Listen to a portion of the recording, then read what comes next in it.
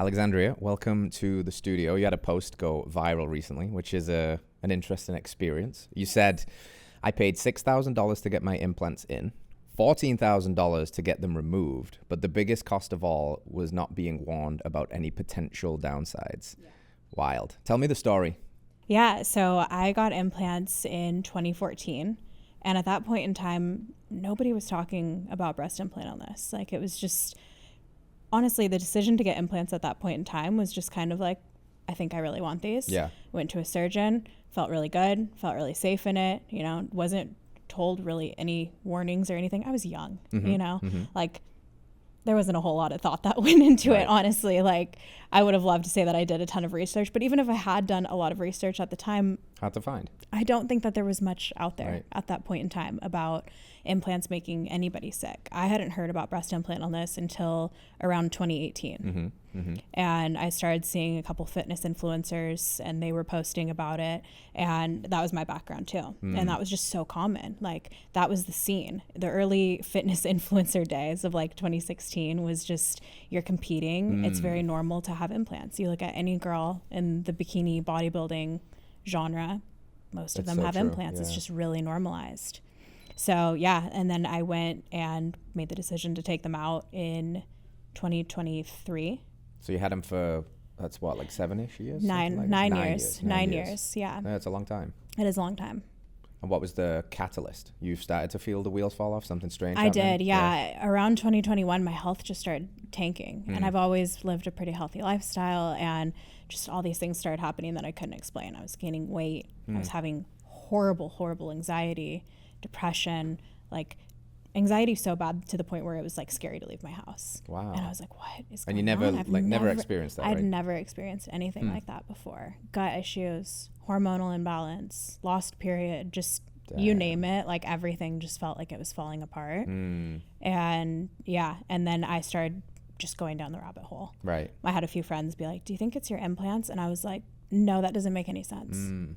Like, now it makes perfect sense. Right. Oh, this foreign entity that I installed in my body for 9 years, just sitting there, like, why wouldn't I think that can make me sick? But that's just the society that we live in. I think that we've all been kind of brainwashed that they're okay. For sure, yeah. We don't even question it.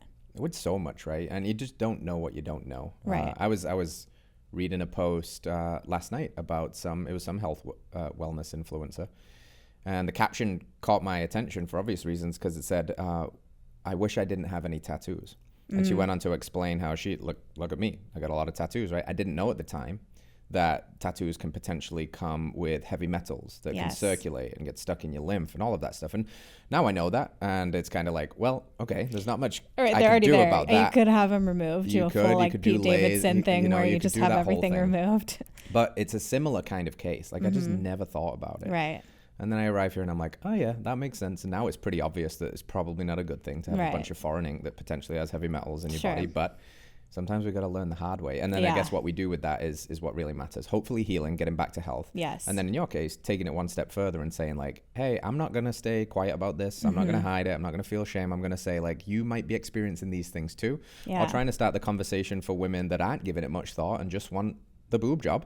That like, maybe just think about this before you do it. So yeah, I mean, because again, I was so young. I didn't think to be like, what are these things made out of? Surgeon says they're safe. They're, everything's good. I'm like, okay, cool. I trust. But now, I mean, if I were to do it all over again, I would be doing all my research. You look at what's in breast implants and they're full of heavy metals. Oh, really? Yeah. The shell is made of silicone, but the inside is made of a ton of different metals. Right. Chemicals, all kinds of stuff. Yeah. And then you think about what happens when they're sitting in the body for a decade or longer.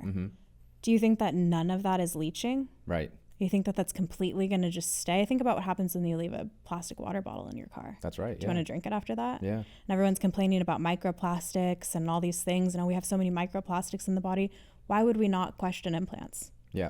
That would be like my rudimentary understanding would be the logical one that I would go to first is like probably microplastics. Silicone is a type of plastic, right? It's in, and I wonder if you have any thoughts about this, like the breast tissue being a an interesting, like, it's not just like any other tissue, like it's highly sensitive, right? Like I have a Sure. wife who's had 2 children and breastfeeding. You start thinking about boobs in a different way as a man. You're like, Right. wait a minute, this is crazy. These are miraculous. And then, okay, the foreign entity in the body around that, you think about things like breast cancer and all of this. I know I'm kind of just throwing stuff at the wall here, but microplastics, I'm guessing, are a concern too, and heavy For metals. sure. And then just like the hormone thing is really interesting to me. You said that you lost your cycle and had hormonal issues. Yeah. I mean, you just have these, they're sitting on top of your lungs and your heart for 9 years. Of course, that's going to cause some issues and gut imbalances, hormonal imbalances, lost cycle. But this is the thing. And this is why it goes so undetected and women don't even question it, because so many other things can cause gut issues, hormonal imbalances, missed cycle. Because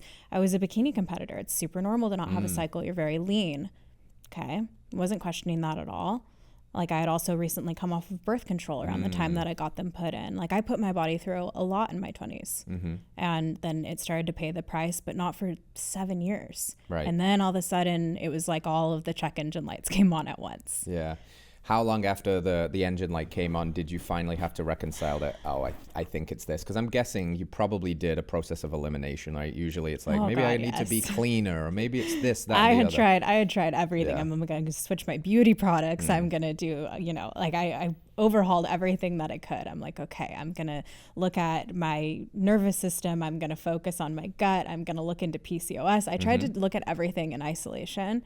I just wasn't getting better. I had done detoxes. I felt worse after detoxes. It's because my drainage pathways were suboptimal. Yeah. Because my body just couldn't detox, because my immune system was probably so worn down from having implants for so long. Do you think there's kind of like our bodies are always kind of eliminating things and detoxing, but at a certain point there's just like the system is overwhelmed essentially? Yeah, the system is overwhelmed. I mean, look at how many environmental toxins there are. There's more every year. Like, they're creating more environmental toxins. There's just a surplus, and our bodies, depending on how well they can process it, yes, like our livers do detox naturally, but to what end? You put that much pressure on it to detox, eventually it's going to start to back up and slow down. All right, friends, thanks for tuning in to another episode of Radical Health Radio. We got a fresh new podcast for you every Wednesday. If you enjoyed the show, consider liking, subscribing, reviewing, and rating us on your podcast platform. It helps us spread this message of radical health. We'll see you next week.